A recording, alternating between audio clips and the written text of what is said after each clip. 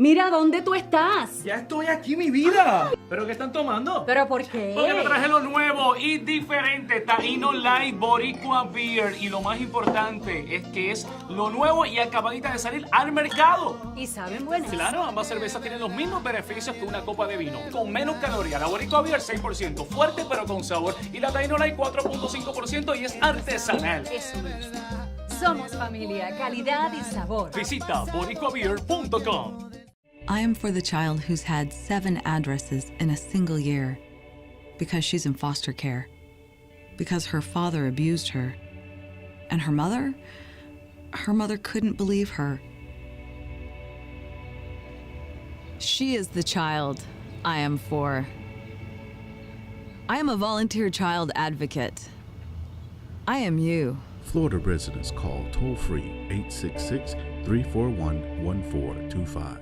Hola Florida, introducing Boricua Beer and Taíno Light Beer. Boricua and Taíno Light are crafted beers that are rich in flavors and brewed right here in Florida. Taíno beer has a crisp, refreshing Caribbean flavor style when enjoyed chilled. Boricua beer is a craft ale with full body flavor that is a beer drinker's beer. Boricua and Taíno Light Beers. Enjoy responsibly.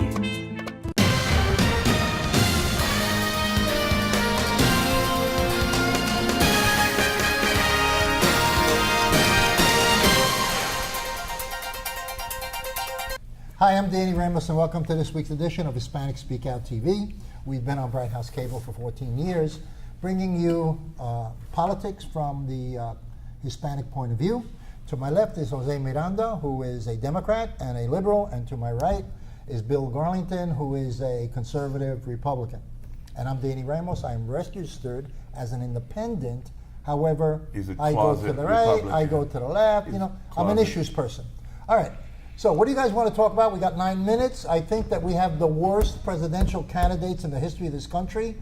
How did we get to the point of having Hillary Clinton, who is a known liar on oath, okay, before the FBI, before the Congress, and was a disaster in the Middle East, and then we get to a guy whose claim to fame is having a fight with Miss Universe 20 years ago. How did we get there?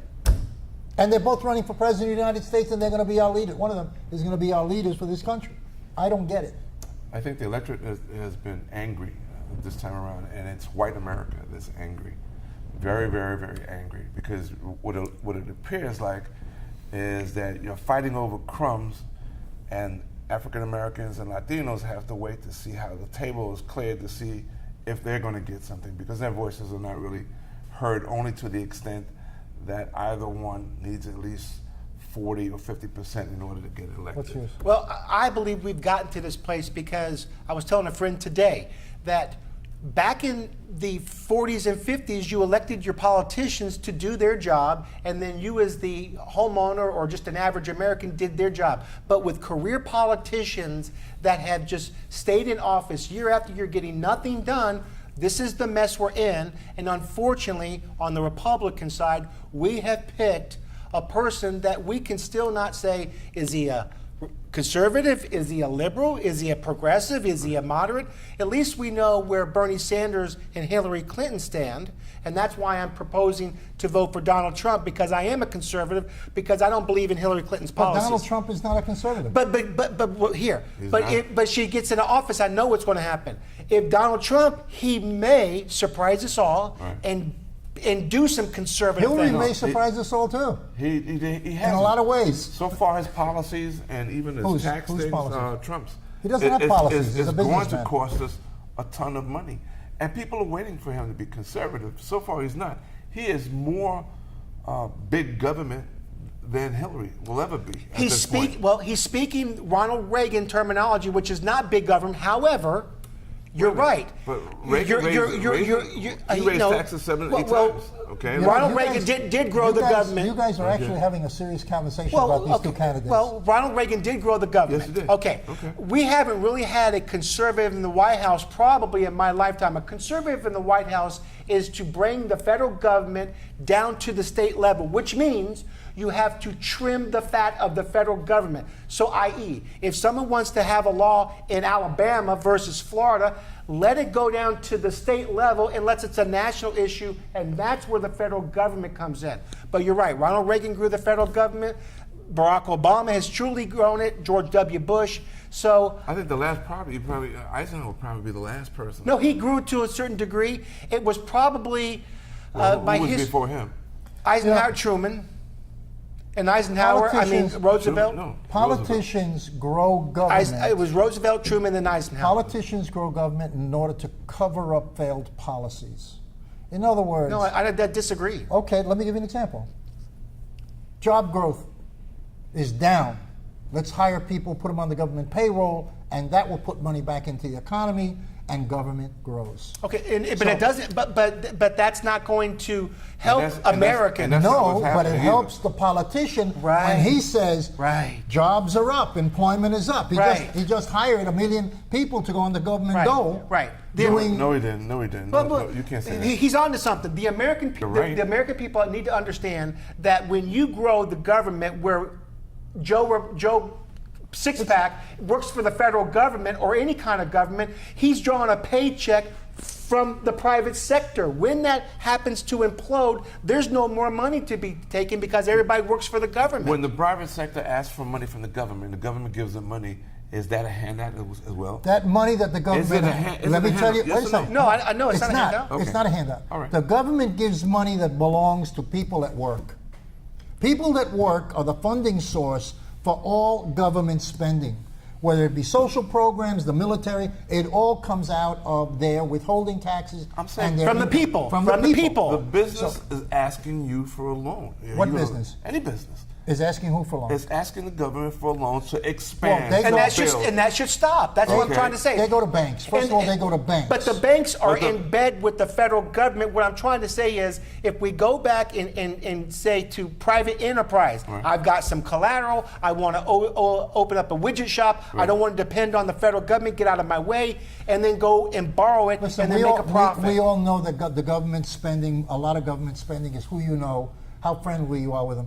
Cylindrum, you know, the solar thing where $500 million went down the tank to friends of Pelosi. and they got rich. And they got rich closing the company. They lifted up a company. It lasted for a year. They closed the company. They all walked away with You hundreds mean like of the millions $1 billion of dollars. for Donald Trump? Very good. No, I well, agree with you. I totally agree all with right, you. That works that let's way. look Trump. No. Trump, wait a second. I agree with you. Did you take all of your deductions on your taxes, or did you say, hey, you know what?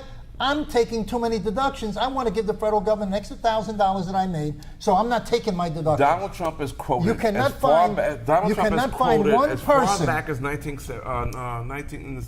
1980s saying that everybody should pay something to be part of the game. Okay, He has said that. Okay. He has said that, It's fine. and he didn't put a dime in. Well, wait a second. Well, wait a okay. second. How do you know? Right now he's employing over 10,000 people. We don't know. He won't give He's- up his don't assume. taxes. He's in. Wait a second. Okay, we He- can assume from the he $1 is- billion he's lost. He lost $1 billion, just like I lost money in 2008. Did you lose $1 billion? I lost proportionately, yes. For my income at that time, sorry, listen. proportionately, yes. If you we have had a children housing legally collapse. and not out of we had a housing collapse. Who in this country did not lose money in the housing collapse? And you Who took in this you took country advantage. Okay. didn't lose their savings And you took in ad- all of those And corporations you took like advantage. Enron. And you took advantage of the I tax took a code. tax Okay, deduction. so this is if I was Donald Trump, this is what I would tell the people. I wasn't involved in the 1995 tax structure. I'm not currently involved. But if you elect me and my team, we're going to possibly revamp. wait, that's not what he said. No, he should say it. He needs to revamp that's not what he the said. code Okay. so that him, Hillary, and everybody else What he doesn't said, take that he deduction said, I'm moving going to be forward. working for you, so I will no longer try to bilk the government. I will close Wait a those second. loopholes. When you Yeah. let's slow down a so- bit. When you say bilk the government, let's go back to Joe, who works every day, the family down the street. When they go to H&R Block, what does H&R Block say in their advertising? I will find every deduction I can find for Right. you, so you can pay the least amount of taxes. According to the And tax H&R code. Block And then they're has losing become a millions of mega. dollars. Excuse These me. guys lost $1 billion, H&R man. Wait a second.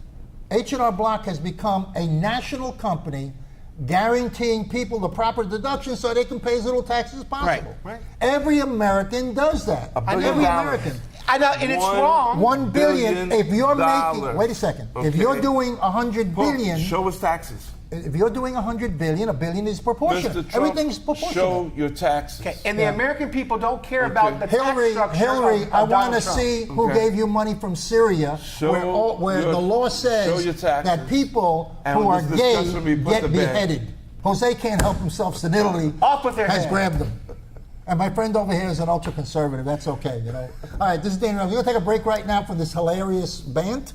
And Jose is going to try to interview Mr. Fernandez on the Prafa situation. Talk to you later.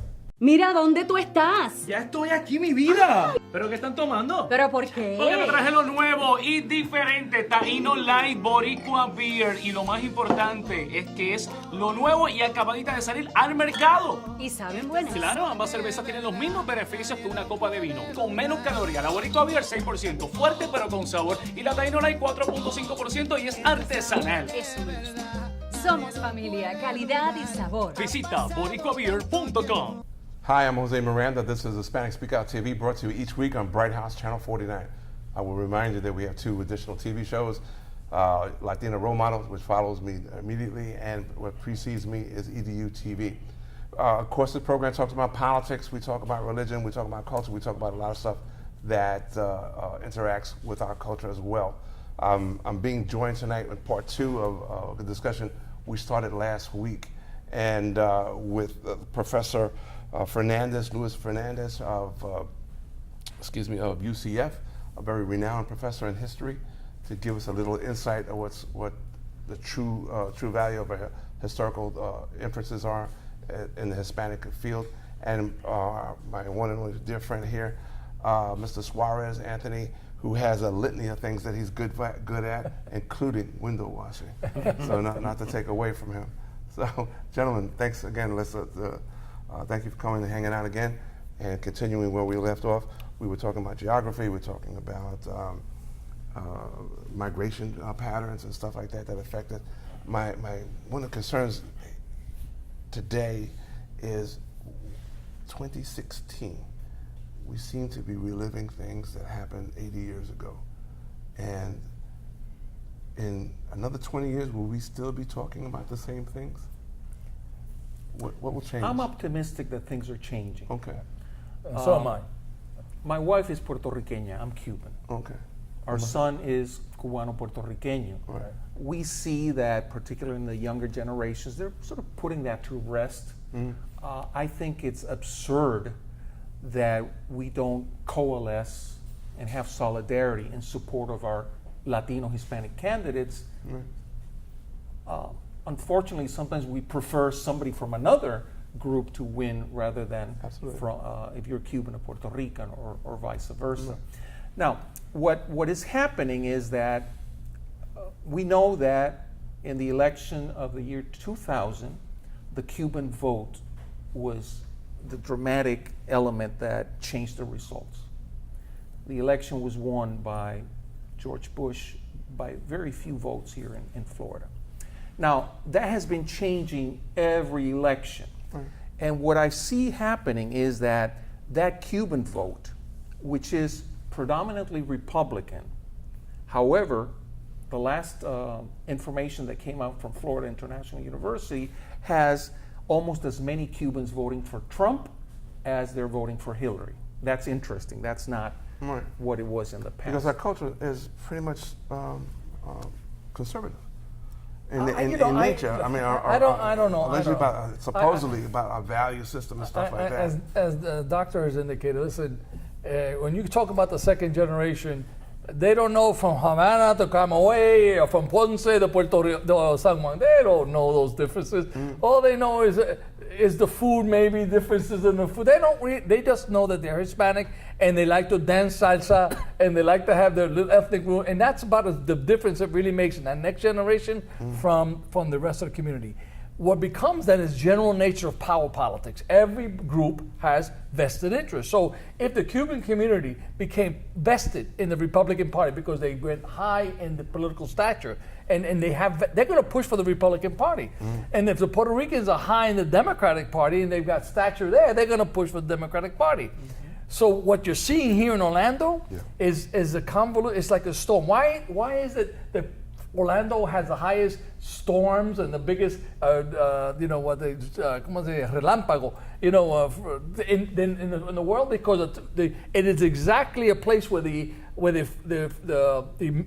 northern weather and the southern weather comes in, and it causes this creation of a very turbulent weather. So that's what's happening here from a political point of view. You have the Cubans coming in, Republicans, the Puerto Ricans or Democrats. You have the second generation that doesn't really care about Republicans or Democrats, and they say son Latino, they're bland, they don't know the history, and they don't care about the history. Right. So all of a sudden now, this is an open area. Both parties have to compete, and then sometimes the party, because politicians have this bad habit. Memu, among that thing on the list, the paper thing, I was an elected official, and I ran political parties, and I know what politicians talk and how they talk. They will use the lowest common denominator, even if it means to divide a community just to win a vote. Okay. And so that's what's going on. So this division that you're talking about is more created by politicians in order to create votes than the actuality in the street. But isn't this not just limited to Florida? I believe that the same issues will be in New York, or Boston, or Colorado, or any of the places that we've migrated to. Yeah. So, it is again, I ask you: is this a brand new phenomena, or this is an old phenomena that's dying, and somebody's trying to resurrect it in some form? It has to do with power and turf. We would assume that Puerto Ricans and Dominicans would get along and vote along the same lines. Right.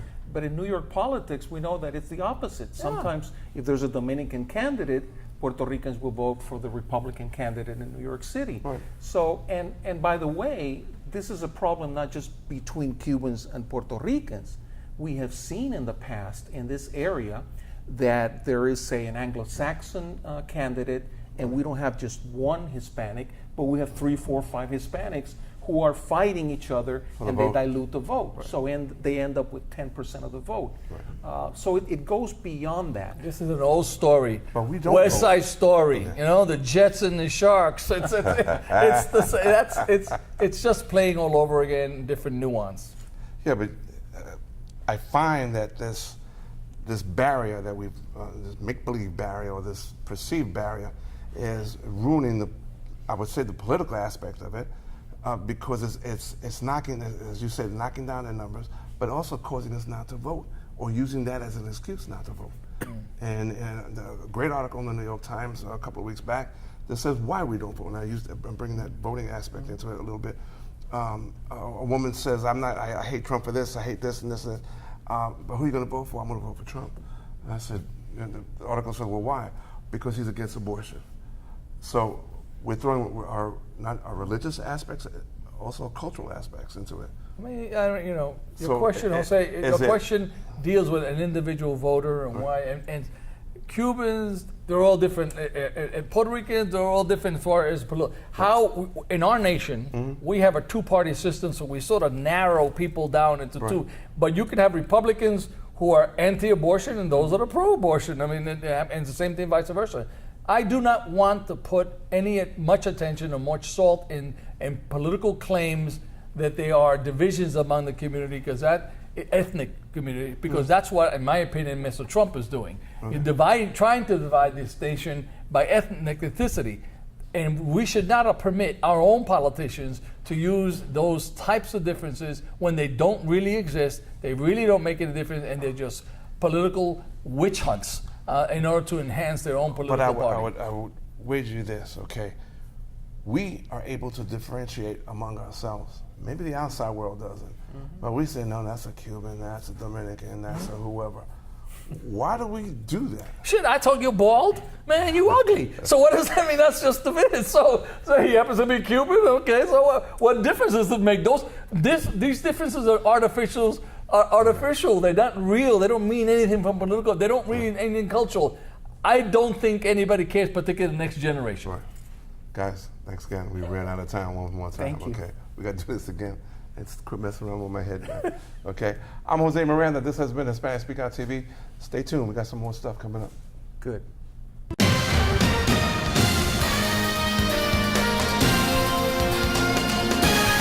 Mira, ¿dónde tú estás? Ya estoy aquí, mi vida. ¿Pero qué están tomando? ¿Pero por qué? Porque te traje lo nuevo y diferente, Taíno Light Boricua Beer. Y lo más importante es que es lo nuevo y acabadita de salir al mercado. ¿Y saben buenas? Claro, ambas cervezas tienen los mismos beneficios que una copa de vino. Con menos calorías, la Boricua Beer 6%, fuerte pero con sabor. Y la Taíno Light 4.5% y es artesanal. Eso me gusta. Somos familia, calidad y sabor. Visita boricuabeer.com.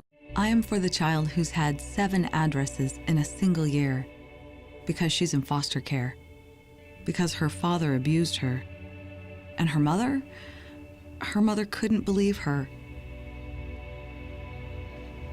She is the child I am for. I am a volunteer child advocate.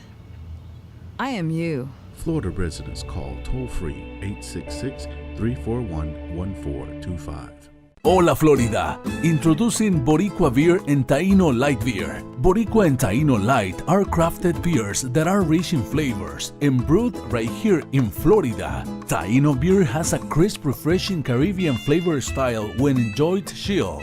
Boricua beer is a craft ale with full body flavor that is a beer drinker's beer. Boricua and Taíno Light beers. Enjoy responsibly. Hi, I'm Jose Miranda. This is Hispanic Speak Out TV, brought to you on Bright House Channel 49. We have 2 additional programs, EDU TV and Latino Role Models, which comes directly after us. We talk about sports, politics, we talk about wars, and we talk about the cultural issues. And as we talk about those things as well, we talk about we have less than 40 days for the election. Please make sure you go out and vote. Your vote counts. I'm being joined by Hussein Jafir, who is a Muslim, a Sunni Muslim, Shiite Muslim, and who works for a real estate firm. Correct. And I brought you on because I wanted to pick on you a little bit, pick your brain. What's new? Okay. Yeah. So, we've had the bombings in New York, which were could have been extremely tragic. Yeah. We've had the stabbings at the mall and stuff, Yeah. all by alleged terrorists. As a Muslim, because people are going to look out for all the Muslims are the same. How do you feel about that? Well, obviously, the way I think any other Muslim would feel. Extremely frustrated, extremely upset. You know, when you come to know the identity of the individual who did it. Even me as a Muslim, 95% of the time I'm thinking it's a Muslim, or somebody who identifies as a Muslim. Mm-hmm. So it's obviously very disheartening. And it hurts. It hurts because you run into the same problem that you continue to run into. Right. Now, when I came on this program over a year ago, year and a half, I believe, the first thing I said was that Muslims need to make the effort to change and the effort to be shown as peaceful people. I still stand by that. But I think in that year and a half, we've made progress as far as nationally how people observe Muslims, people observe the hijab. But in relations to these violent acts, I mean, it's very frustrating. It's very frustrating. It's led to, you know, counterproductive feelings of Islamophobia and counterproductive actions. You know, a pregnant woman in the UK was kicked in the stomach last week because she was Muslim. You know, ironically after this bombing. So, do you understand the fears that people have? I do. You know, and almost, especially in France, for example. Of course. Okay. You know, they arresting people for wearing hijab, and I understand the fears. I understand the fear of Islamophobia. And on another program, it's almost like Black Lives Matter. You could relate the two. There is a valid fear because of unjustifiable actions. Okay. So these two movements, Islamophobia and Black Lives Matter, they are almost equivalent in that way. There is a fear because of unjustifiable actions. But we should say unjustifiable. You guys, I don't mean to be you guys personally, but there's been beheadings and stuff like that. Right. We've talked about that in the past. Right. So how do we do that? Why don't Muslims speak out against these acts of terror? Well, I think that we need to do a better job. I've always said that, you know, and I think that at this point there is more publicity with Muslims, you know, immediately talking against it, immediately talking against the attacks. So when I say unjustifiable, because these acts are not justifiable. Bombing people and killing black individuals at a routine traffic stop, it's not justifiable. Okay? So the Islamophobia, you're asking me, is it warranted? Does it make sense? It does. But with that being said, it's all about the reaction. How do Muslims react to it and how do non-Muslims react to it? And as a Muslim, your reaction to this should be to condemn just as much as everybody else because you're an American. And even if you're a global citizen, you're not an American, you should also do the same thing. But how quickly do you come out? How quickly are Muslims coming out and condemning these acts? That's a good question. I don't know if there's an exact time frame. I think, look, it doesn't happen immediately. You know? Right. An act happens, people are looking at you, you're running around with your little things on and stuff like that. Yeah. Forgive me for saying it in that fashion, but Yeah. I want you to understand how the public might view you. Sure. No, completely. Okay, so So- and your women are covered up. They could be carrying 8 guns and 2 could, bombs. yeah. Okay, so Yeah. how do you How do we tackle the perception? Yeah, how do you tackle it? Well, again, it's a matter of blending it. It's a matter of, I don't want to say assimilation. It's a matter of just being yourself. Look, I was born in Jersey, raised in the States. I'm a Shiite Muslim, which is a minority of Muslims. We're about 8% or 7% of the entire population. And after all that, I'm a conservative. So I get the whole being ridiculed thing. I understand. So that. are you saying Muslims are Republicans? Possibly. Religiously, culturally, there are some things that line up with conservatism. Okay. But that all being said, how do you attack it? Look, I do just like any of my friends does. You go on Facebook and you write a status about how sad the bombings are. Right. And you pray for the families. It's the same exact reaction. So how do you react? You react, I think as a Muslim, you have to react a little bit stronger though. You have to get out there and say, this is not right. We are Muslims and we pray for peace and we believe in peace because you are still being ridiculed today. And the only way to get over that ridicule is by attacking it. But isn't it true that Muslims seem still to hang out by groups to themselves as opposed to being trying to assimilate into the overall population? Well, yeah. I mean, if you look at any ethnic community, you go to Queens or you don't have to go to Queens. You go to Kissimmee, and you have a strong Arab community, but in Queens you have Chinatown, you've got the Hispanic area, you've got the Arab area, you've got the Indian area, right? It's a higher population, a higher dense area, highly dense area. But that all being said, I think we are working together by just being normal American citizens, by going to school, by going to college, by integrating with society that way. So I don't think that we have to pull back from being in our mosques or pull back from being in our community centers and hanging out with our family friends because it's what we're used to. Okay. You go home and you have typically maybe arroz con pollo, Okay. right? I go home and I have arroz con curry. It's but it's Indian themed and yours is Puerto Rican themed. But you stick with your community even if the Puerto Rican made a negative effect on something. Right. So again, How do we educate not just yourselves but the rest of the public to view things in a different manner? by speaking up. By speaking up, you have to be loud. You have to be heard, and the only way to do that is to just constantly, I think, be persistent about it. And you have to be persistent in trying to get the word out there that Muslims subscribe to what we want peace just as much as you do. Okay, just as much as you do. We don't want riots. We want peace. We want love. I want my daughter to be raised in a healthy environment. Just like you want your kids to be in the same way, raised in a healthy environment. So the only way as a Muslim to allow people to understand is by getting out there. It's scary, but we have like walks in Lake Eola, peace walks and informational walks like that. We do this for a reason, so that people understand who we are. Well, that's about wrap it up, man. We have to come back and do this Appreciate again, it. okay? Absolutely. Thanks a lot for Thank you. hanging out with me. Okay. Appreciate it. Wow. I'm Jose Miranda. This has been Hispanic Speak Out TV. We'll see you again next week, same time.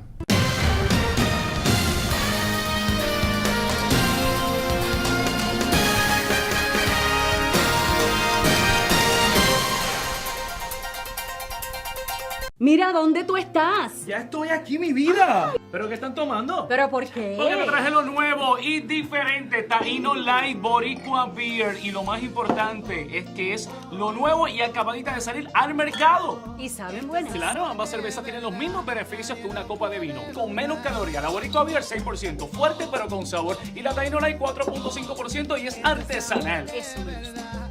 Somos familia, calidad y sabor. Visita boricuabeer.com. I am for the child who's had 7 addresses in a single year because she's in foster care, because her father abused her, and her mother couldn't believe her. She is the child I am for. I am a volunteer child advocate. I am you. Florida residents call toll-free 866-341-1425. Hola Florida! Introducing Boricua Beer and Taino Light Beer. Boricua and Taino Light are crafted beers that are rich in flavors and brewed right here in Florida. Taino beer has a crisp, refreshing Caribbean flavor style when enjoyed chilled. Boricua beer is a craft ale with full body flavor that is a beer drinker's beer. Boricua and Taino Light Beers. Enjoy responsibly.